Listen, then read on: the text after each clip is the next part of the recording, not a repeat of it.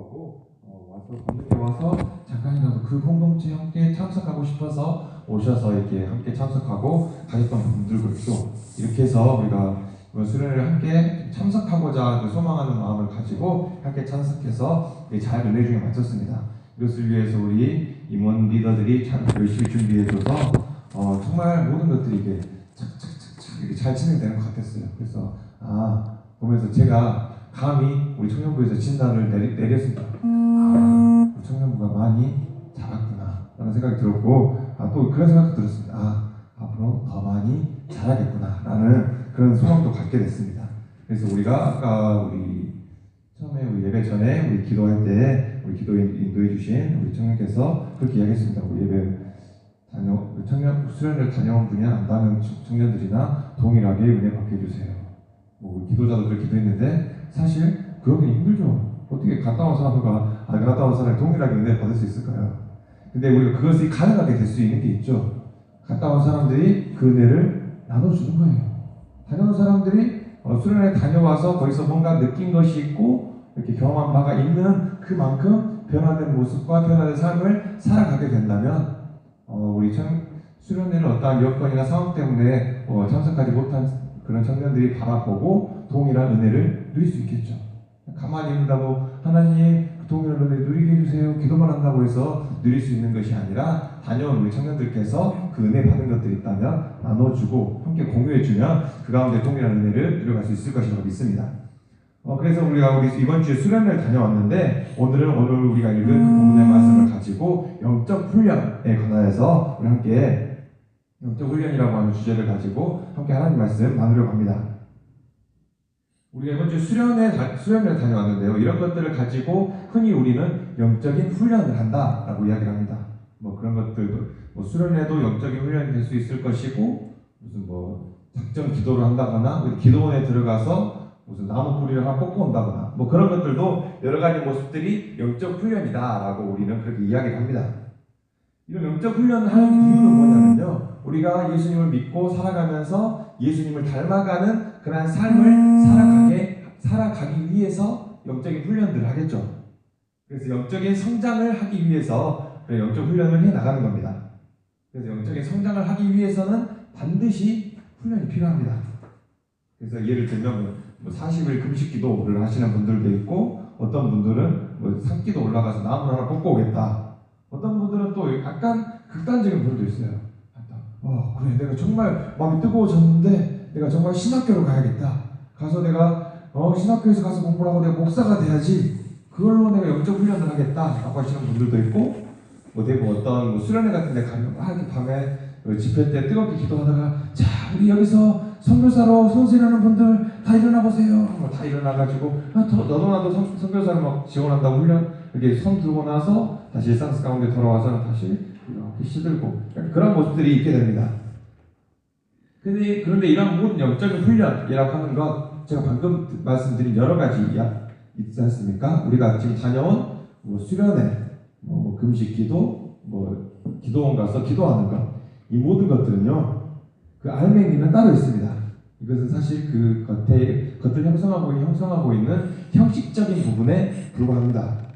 그 알맹이는 무엇이냐면요, 그런 모든 영적인 훈련을 통하여서 하나님께서 내 안에 들어오셔서 일하실 수 있도록 내 자신을 내어드리는 겁니다. 이것을 한다고 해서 내가 영적 훈련이 되고 영적인 성장이 꼭 된 것이 아니라요, 그런 훈련을 계속 반복함을 통해서 하나님께서 내 안에서 들어와서 일하실 수 있도록 내 자신을 내어드리는 거죠. 그러한 것들, 그러한 경지에까지 이르기 위해서 계속해서 훈련해 나가는 겁니다. 그렇기 때문에 제가 결론적인 부분을 먼저 이야기 드리겠습니다.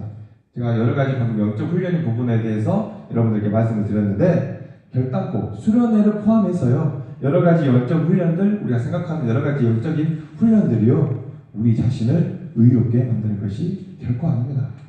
수련회를 간다고 해서 하나님께서 나를 구원해 주시고, 내가 어떤 금식 기도를 열심히 한다고 해서 하나님께서 나를 더 사랑해 주시고, 내가 11조 헌금을 더 많이 열심히 한다고 해서 하나님께서 더 많이 나에게 복 내려주신다는 것이 아니라는 겁니다.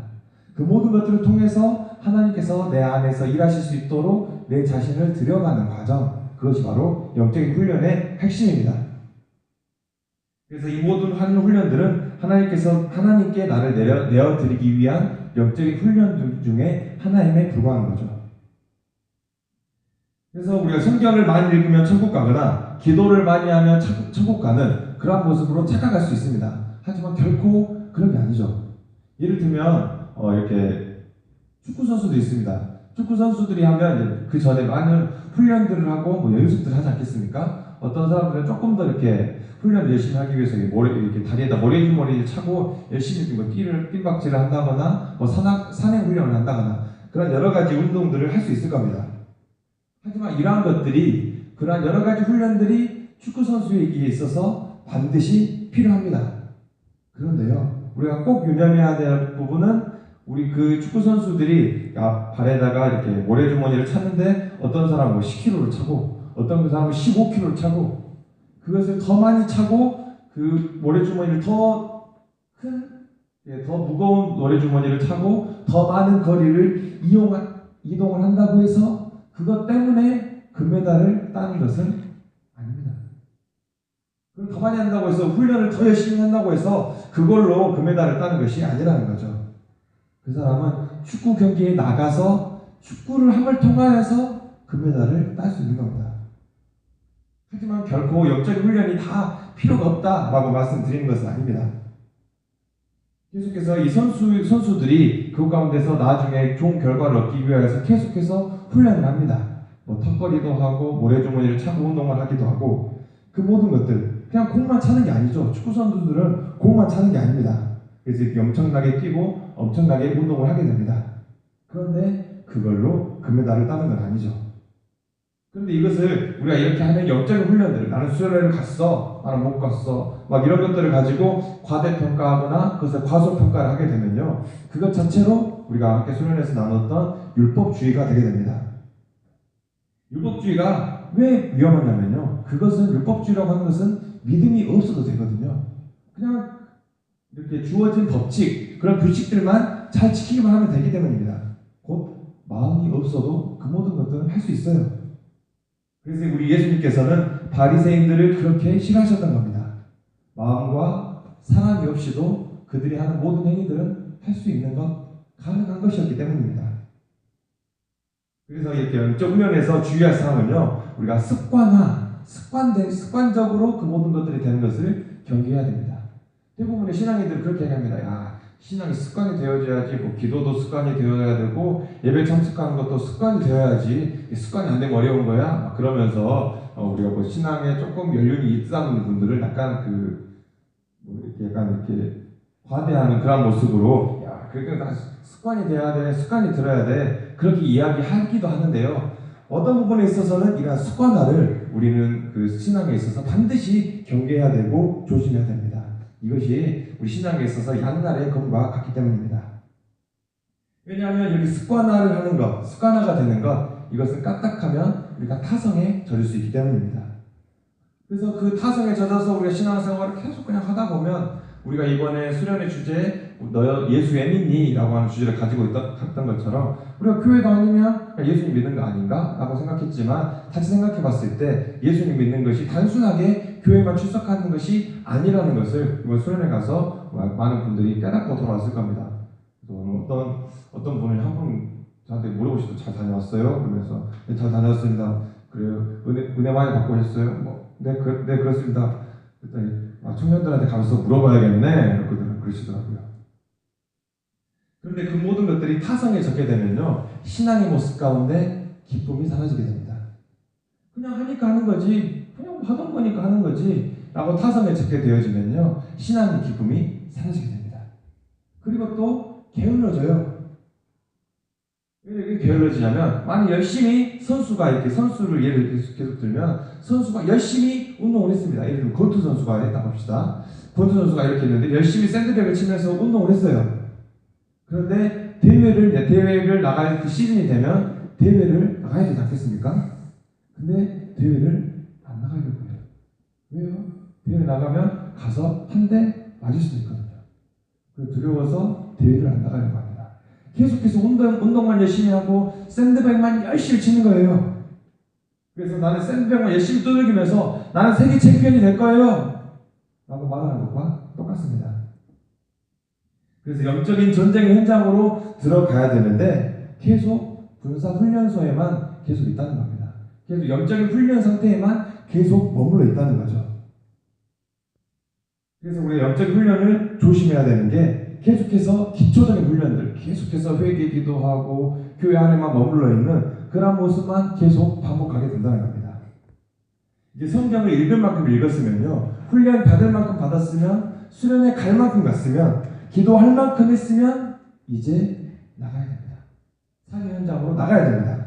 그래서 복음 전하러 나가야 되고요, 우리 일상 속에서 하나님께서 주 되시는 삶을 실천하는 그런 모습으로 내가 삶의 현장 가운데 나아가서 직접 실천해야 됩니다. 뭔가 이렇게 움직임이 있어야 되는데 날마다 이렇게 눈물만 흘리면서 기도만 하고 계속 그렇게 하는 모습밖에 우리 가운데 없다는 겁니다.